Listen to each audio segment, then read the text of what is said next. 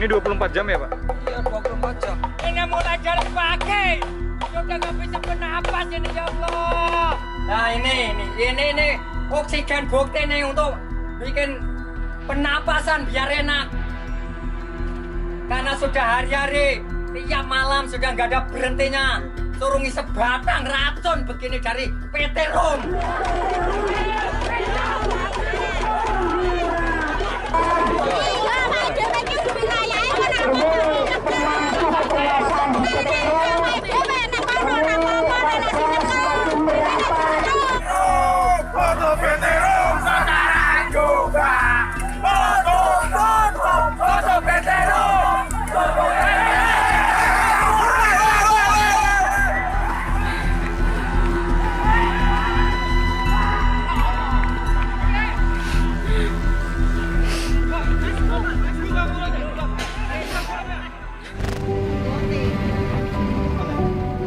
Ini sebuah perjalanan menyusuri 3 sungai utama di Pulau Jawa. Dimulai dari timur, di mana 1,5 juta popok bekas dibuang setiap hari dan mempertaruhkan kesehatan 19 juta orang. Tempat ratusan industri dan jutaan rumah tangga membuang limbahnya. Perjalanan ini merekam ekonomi rakyat yang tak punya pilihan. Juga konflik klasik yang terjadi antara industri dan warga karena absennya negara.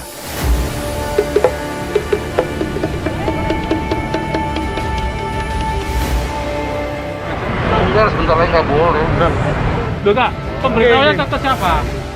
Dari Prancis ini. Maju.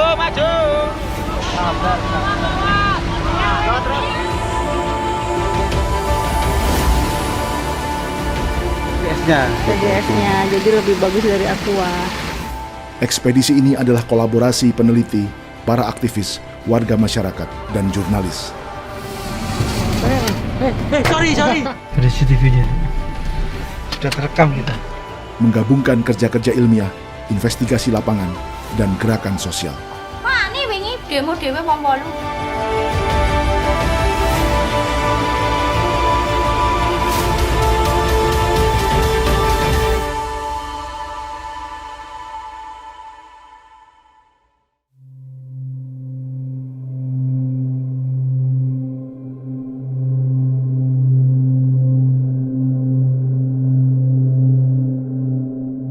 Tim ekspedisi 3 sungai berada di Desa Gupit, Kecamatan Nguter, Kabupaten Sukoharjo. Desa ini adalah lokasi industri tekstil PT Rayon Utama Makmur atau PT RUM yang sejak 4 tahun terakhir berkonflik dengan warga akibat pencemaran udara dan air.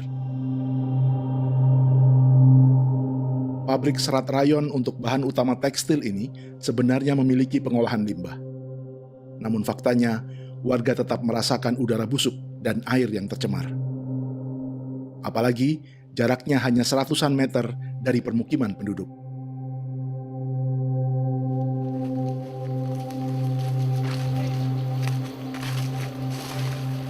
Kami menuju lokasi buangan limbah persis di belakang tembok pabrik, yang sebenarnya merupakan rembesan alias bukan pembuangan yang seharusnya.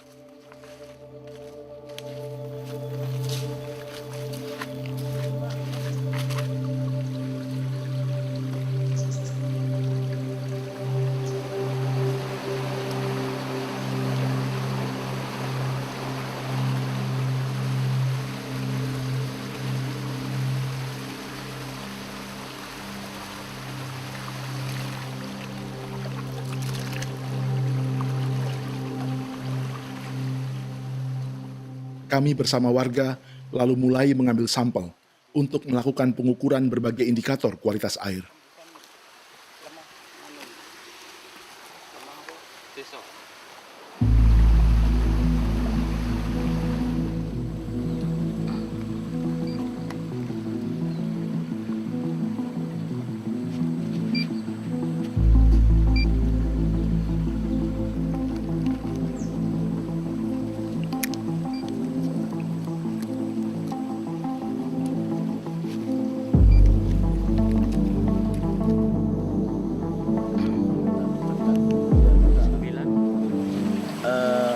Muncul ya, kita tunggu hasilnya. Ternyata ya fosfatnya 2,8. Indikator lain seperti TDS atau Total Dissolved Solid alias ion yang terlarut dalam air mencapai 30.000 ppm atau part per million. Satuan ini setara dengan miligram per liter. Artinya, setiap liter air buangan PT Rum ini mengandung 30.000 partikel atau zat padat yang larut. Sebagai acuan, berdasarkan peraturan daerah Jawa Tengah, TDS air limbah yang diizinkan maksimal hanya 2.000 mg per liter. Sementara TDS air ini mencapai 30.500 mg per liter. Tapi sebelumnya tidak ada ini aliran air ini. Sebelum pabrik ini ada? Enggak ada. Oh, enggak ada. Jadi ini dibangun dibuat memang untuk ini ya, fasilitasi pabrik ini ya. Jadi ini aliran air yang tadi sempat digelontorkan ketika kita nguji awal, debitnya masih kecil. Kayaknya tadi petugasnya tahu kedatangan kita, terus kemudian beberapa menit air ini keluar gelontor gitu, cukup deras. Nah tadi hasilnya sudah didapatkan. Nah ternyata sumbernya dari sini, Kita coba lihat dekat ya.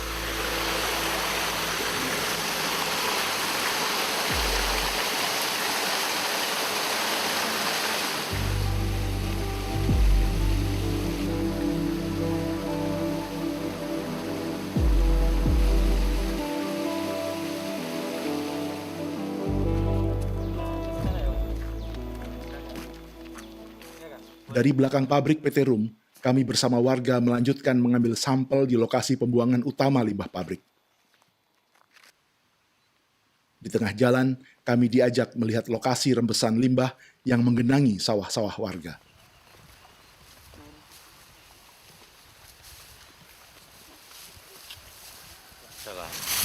Ini saluran pipa yang bocor dari PT Rum yang rembesnya ke persawahan warga. Seperti ini. Ini kelihatan habis ngeluber. Iya, ini bekasnya habis ngeluber tadi ini. Tuh. Dan perubahannya tanahnya. Nah. Ini setelah kena limbah itu tanahnya seperti ini. Dan ini bau. Ini. Kita bandingkan ya yang sebelum sama yang sudah.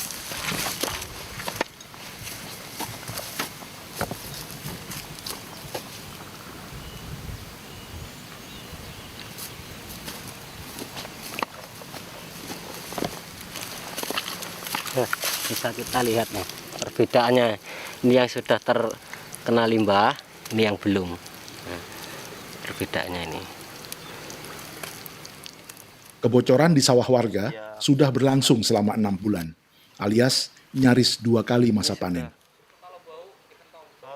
Katorian niku saben mriki niku sing jandalke toya niki Mas nyatano. Apa to dereng ten Rum toya niki? Baune mboten menyengat ngoten saking Rum. Nggih. Nek sing baku nggih masalah bau niku wau, nek ngepas niku wis kesek-kesek mbabate suket nek anu mak uwek ngoten kaya wong semaput niku arek Mas. Niku terus terang kula ora kok ada-ada anu terus terang ngoten niku. Pas kula babate suket mriki niki umpamane pas jam-jam wonten kan pomo teng omah urung sarapan umpamane. Agi jengking ngono mak sentuk ngoten kaya ajeng mutah niku kok. Pusing terus pusing. Anu padaran mual. Panasen dikurang.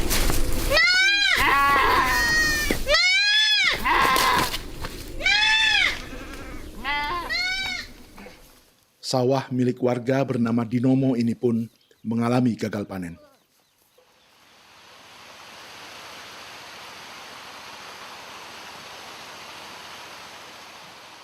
Kami lalu melanjutkan pengambilan sampel ke lokasi utama buangan limbah PT Rum.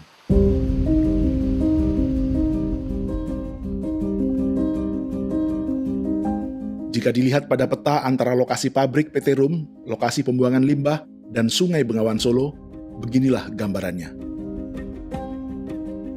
Ini adalah pabrik PT Rum di Kabupaten Sukoharjo. Dan ini adalah lokasi utama pembuangan limbah di mana kami dan warga mengambil sampel air. Dan ini adalah Sungai Bengawan Solo yang menjadi akhir dari perjalanan limbah sejauh 4 km.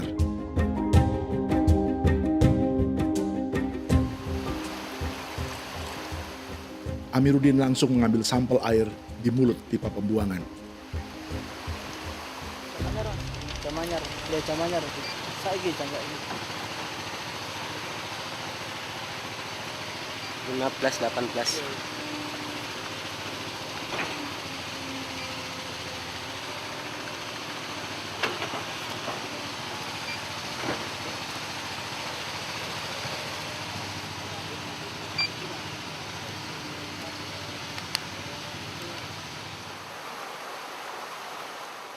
Di tepi sungai, kami juga melihat bebatuan dan kayu-kayu dipenuhi serat-serat warna putih.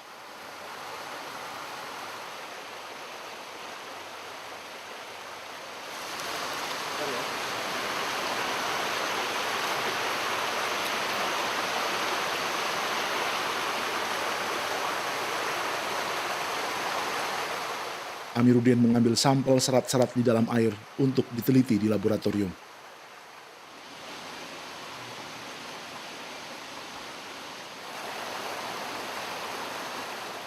Ia juga mengambil sampel endapan lumpur.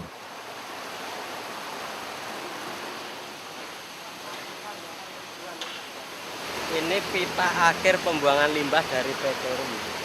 Panjangnya sekitar kurang lebih 4 km. 4 km.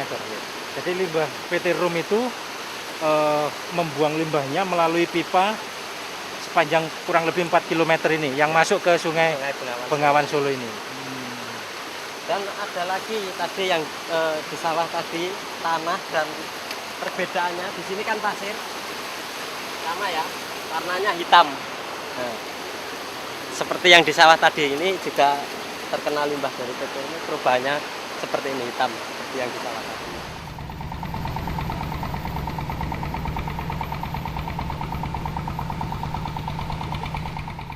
Bukan kali ini saja tim Ekoton dan warga melakukan pemantauan.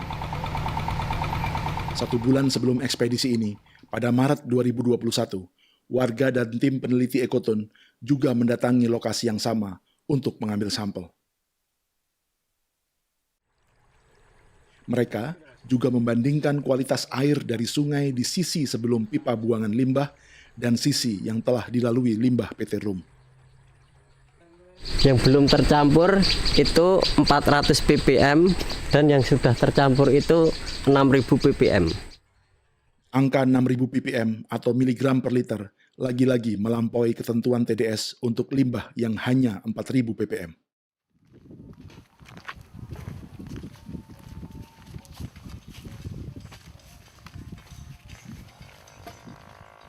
Sore itu, kami menutup hari dengan mengambil sampel di perusahaan tekstil PT Sritex, juga di Kabupaten Sukoharjo. Sritex mendapat pasokan serat rayon untuk bahan tekstil dari PT Rum, yang disebut-sebut masih satu pemilik, yakni keluarga Lukminto. Pada tahun 2019, transaksi pembelian serat rayon antara PT Rum dan PT Sritex mencapai 10 juta dolar Amerika atau sekitar 140 triliun rupiah. Transaksi ini naik 4 kali lipat dibanding tahun sebelumnya.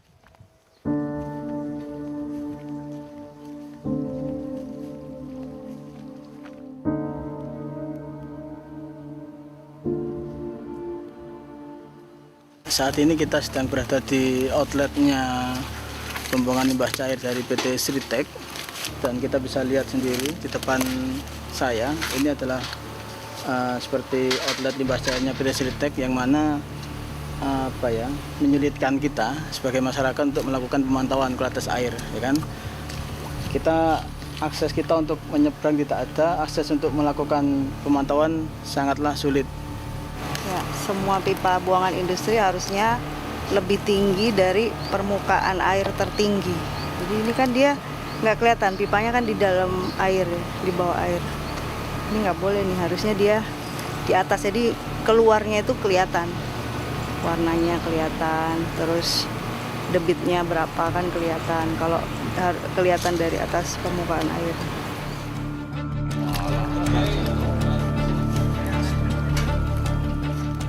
Karena akses mengambil sampel air cukup sulit, seorang warga yang menemani perjalanan kami menawarkan diri untuk melakukannya.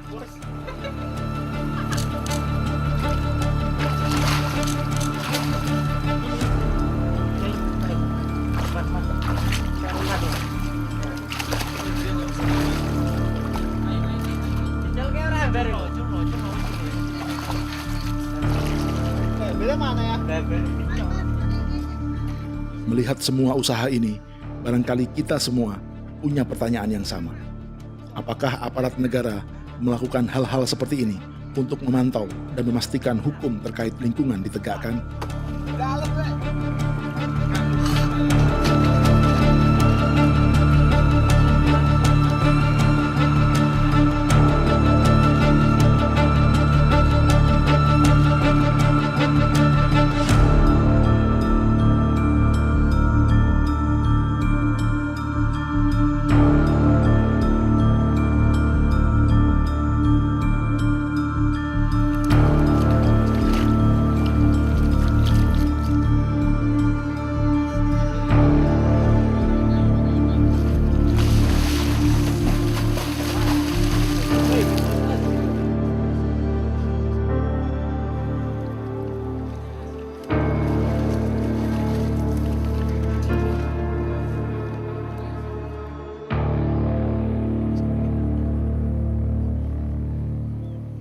pH 6,5, suhunya 34,5, TDS-nya 1025. Jadi untuk suhu dia sudah melebihi baku mutu karena lebih besar dari 3 derajat dari suhu air badan air penerima. Terus kalau kita lihat dari warnanya nih jelas sekali ya perbedaan antara sungai, aliran air sungai alami dengan air limbah dari dalam perusahaan. Itu warnanya coklat tua. Nah ini kita juga tadi ngambil sampel mikroplastik. Nanti kita lihat apakah ada serat-serat sintetis karena ini kan pabrik tekstil. Ya, kita duga ada serat sintetis. Nanti juga kita akan teliti jenis kimia apa dalam serat sintetis kalau nanti ada di dalam air limbahnya. Menjelang petang, kami kembali ke Desa Gupit.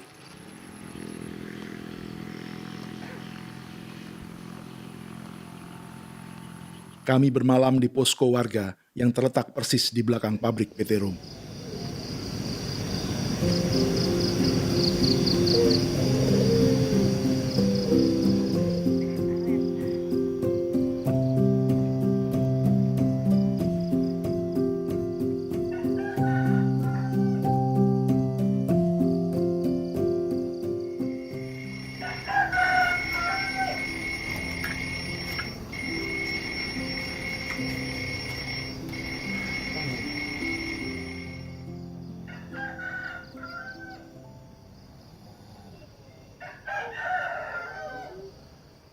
Kita malam ini nggak ada bau ya?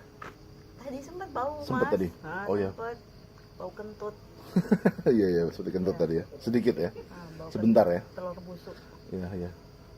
Kadang juga bau kopi ya. Siang kemarin bau kopi. Itu artinya hanya arah angin atau memang Arah angin sih lagi ke sini jadi kita yang kena bau. Tapi kemarin waktu ke lapangan juga sempat di jalan itu tercium bau di dekat pabrik PT Rum sana ya. Anginnya lagi ke arah depannya pabrik. Ini sekarang tadi deh barusan kecium bau di belakang, arah belakang pabrik. kebayang kalau warga yang setiap hari dengan intensitas. Ya.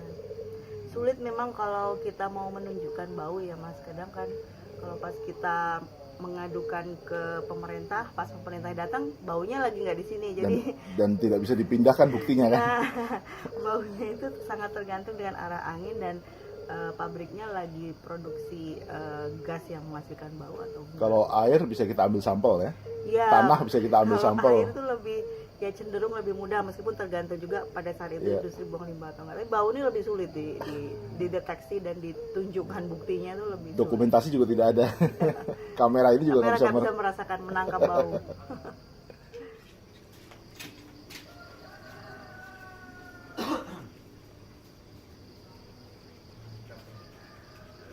Malam itu, kami memasang alat pemantau suhu di lokasi buangan limbah PT Rum untuk mengetahui pola dan waktu saat mereka membuang limbah.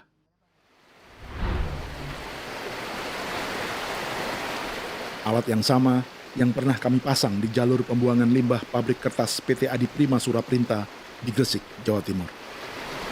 Nanti akan kita lihat di komputer ya, program itu. Kita akan melihat selama 2 malam ini ya, bagaimana fluktuasi suhu di outlet buangan PT Adiprima ini. Dan dini hari itu, Daru menunjukkan hasilnya. Setiap 3 jam ya ini kita lihat 3 jam sekali ada pembuangan. Ya, ada kenaikan suhu yang lumayan tinggi ya, dari 32 menjadi 37. Oke. Nah, ini pada saat posisi suhunya 37 derajat ini kita duga kuat ya terjadi penggelontoran limbah.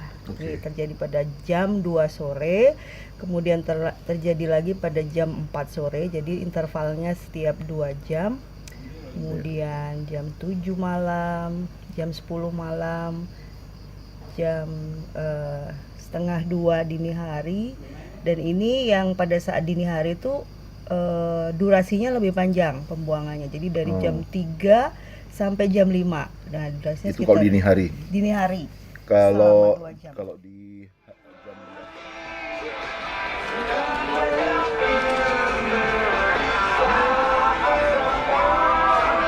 Ini alat yang tadi malam kita ambil dari Rum. Iya, ini yang kita pasang di saluran buangan limbahnya. Jadi tadi pagi sudah diambil, kemudian kita download datanya pakai alat ini. Di sini hasilnya menunjukkan kita pasang jam 9 malam ya. Terus diambil tadi jam 7 pagi. Kalau dilihat di sini datanya itu PT Rum secara kontinu terus-menerus membuang limbah. Beda dengan data Jawa Pos kemarin ya, tiap 2 jam atau 3 jam dia gelontor limbah. Nah, jadi ini terus-menerus continuous. Dilihat dari suhunya itu yang cenderung stabil ya di suhu 35 derajat. Sejak kita pasang jam 9 itu 35 derajat. Sedikit naik sih ini di mungkin 36 pada jam 2 malam ya. Jam 2 malam tuh suhunya naik sedikit. Kemudian jam 5 pagi juga ada suhu yang naik sedikit. Gitu. Jadi continuous limbahnya mengalir terus. Terus panas ya? Panas, cenderung panas karena 35. Kalau dilihat dari suhu udara ya rata-rata kan 30-31. Bahkan 25 kalau dingin tuh. Iya. Kalau dingin 25, 26, 27.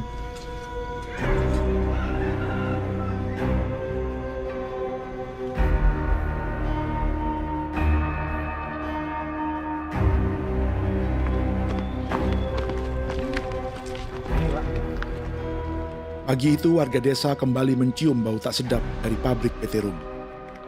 Dan setiap kali tercium bau limbah, warga membunyikan kentongan. Mulai ambung ya. Mulai buat, mulai ambung. Ini ambung atau kenongan ya? Iya.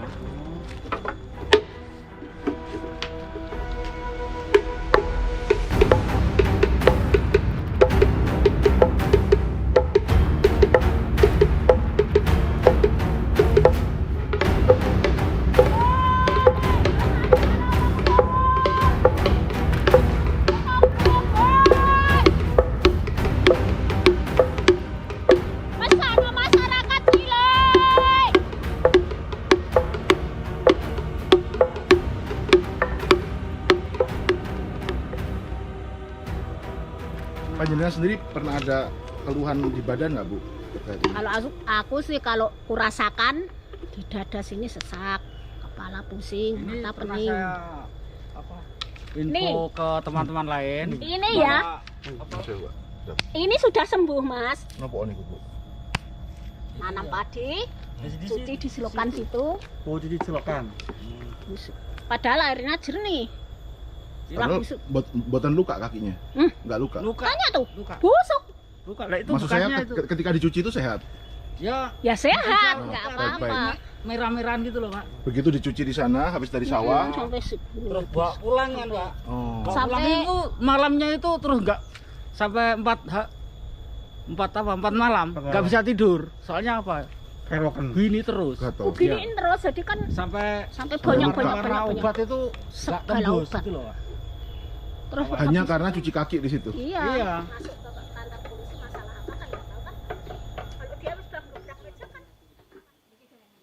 Warga lalu berkumpul dan berdiskusi untuk membicarakan rencana mereka selanjutnya. Termasuk rencana untuk kembali berunjuk rasa dengan bukti-bukti baru yang dikumpulkan oleh tim ekspedisi Tiga Sungai.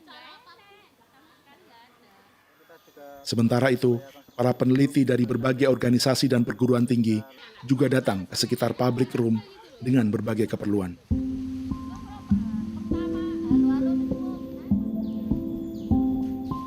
Di antaranya, melakukan pengamatan terhadap habitat burung sebagai salah satu indikator kesehatan lingkungan di sekitar pabrik.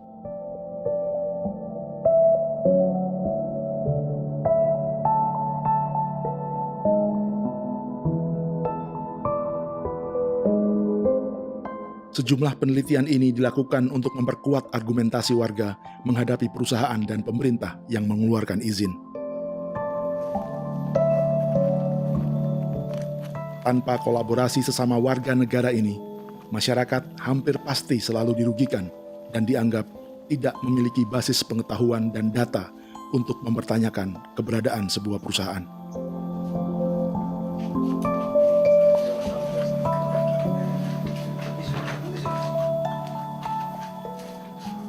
Kolaborasi seperti inilah yang tampaknya dikhawatirkan oleh pemerintah, sehingga dalam Undang-Undang Cipta Kerja atau Omnibus Law dibuat ketentuan hanya masyarakat yang terdampak langsung yang dapat terlibat dalam penyusunan analisis dampak lingkungan atau AMDAL. Padahal sebelum Omnibus Law Cipta Kerja, dalam Undang-Undang Perlindungan dan Pengelolaan Lingkungan Hidup, pihak lain seperti peneliti dan aktivis lingkungan dapat terlibat dalam penyusunan AMDAL. Dalam setiap konflik tanah atau lingkungan, peneliti atau aktivis yang membantu warga dengan informasi, data, atau pendampingan hukum kerap dicap sebagai provokator. Ini adalah propaganda agar warga terisolasi sehingga mudah diperdaya oleh perusahaan atau negara. Sehingga hanya perusahaan atau pemerintahlah yang dapat memonopoli informasi atau data di lapangan. Bahkan leng dhisik ning pas ngisi bojone Mbak Sipan iki. Di sisi lain, aparat pemerintah, perusahaan, dan investor yang sebenarnya juga pihak dari luar kampung justru dengan leluasa bekerja sama untuk memuluskan sebuah proyek. Dengan alasan itulah, ilmu dan pengetahuan harus dapat diakses oleh siapa saja, terutama warga masyarakat. Dengan konsep laboratorium seperti ini, rakyat jadi lebih dekat dengan sains kayaknya. Ya. Dan memang itu konsepnya? Ya, konsep yang kita coba ini atau kita coba bawa dengan mobil lab ini adalah yang kita sebut citizen science, karena masyarakat bisa mengambil data karena memang dengan bantuan masyarakat data akan semakin banyak terkumpul.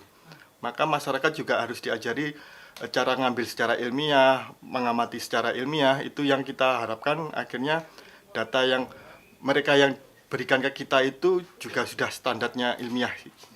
Karena selama ini ilmu pengetahuan, hal yang ilmiah, teknologi lebih banyak dikuasai oleh perusahaan. Ya, dikuasai oleh perusahaan dan menara gading universitas-universitas itu. Sehingga artinya banyak orang-orang seperti Mas Andreas yang bekerja untuk perusahaan maksudnya.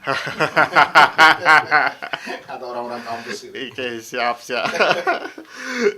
Mas Herman sudah pernah melihat ini sebelumnya? Belum pernah. Sampai sebagai warga sini ya? Iya, sebagai warga terdampak PT Rum. Biasanya kalau berhadapan dengan perusahaan atau dengan ahli dari kampus itu, masyarakat punya data apa biasanya?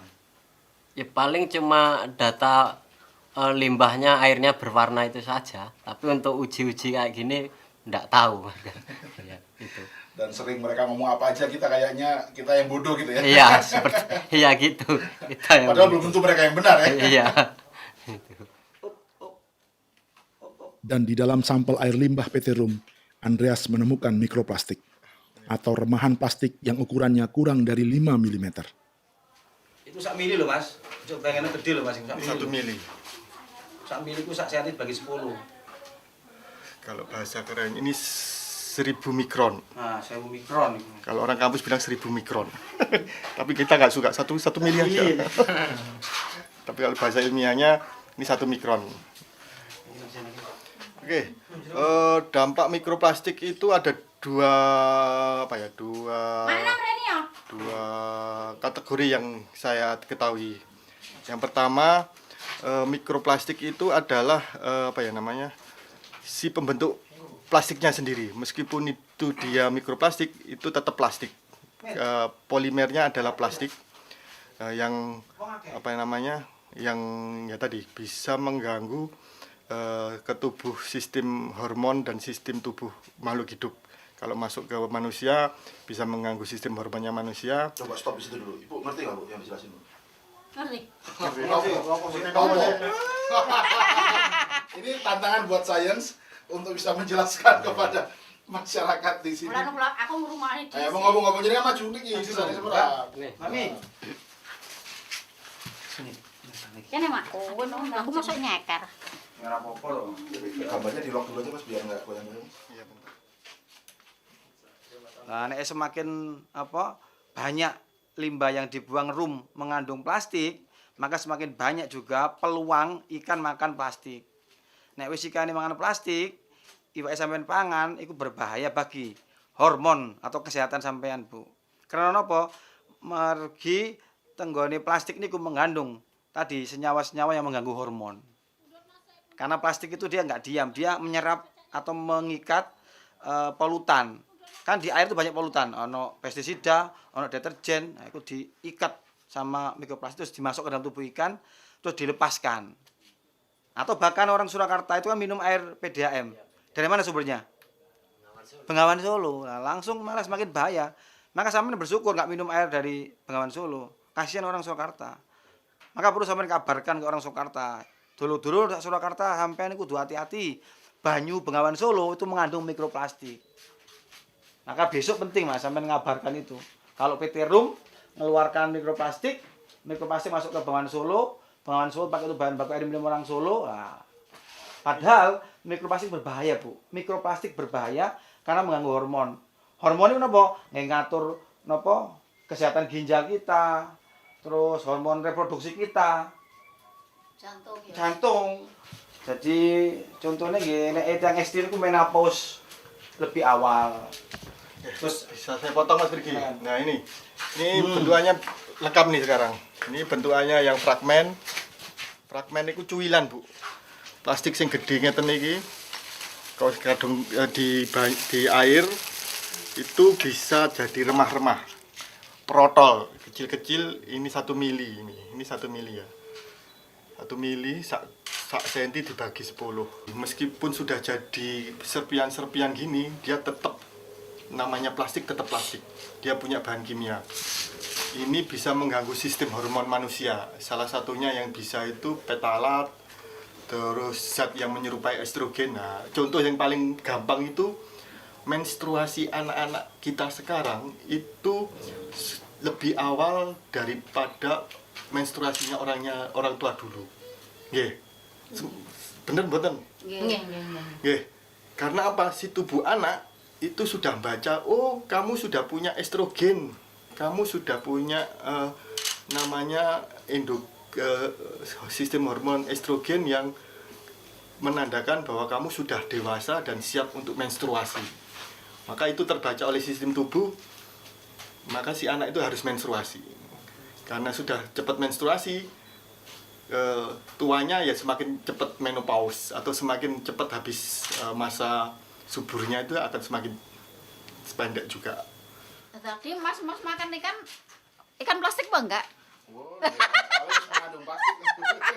Udah mengandung plastik ya. Yang tumbas apa Bundi? Kan semua makan ikan ki mau ya. Iya bener ya. Nah, engko anak-anak ora bakal iso tumbuh gede. Ora anu apa kae jenenge? Nak yang iso mandul ngono kuwi. Kata-kata. Omongane ngemret. Kata-katane Pak Mas Herman.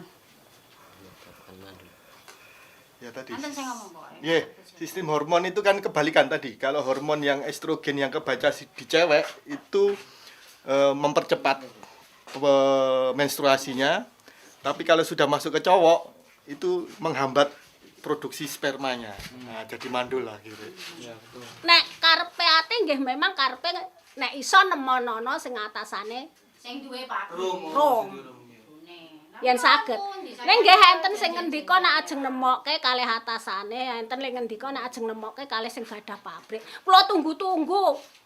Ngantos pinten taun niki mboten enten kabar mendriep.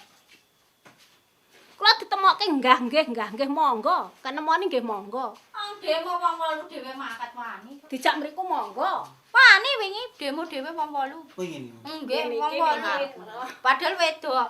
Anak kula kalih kula, mboke niki kalih anake, kalih RT kula anak Pak RW wong 8. Mangkat dhewe demo. Saking kemprope napa pegawene kan ngece. Dek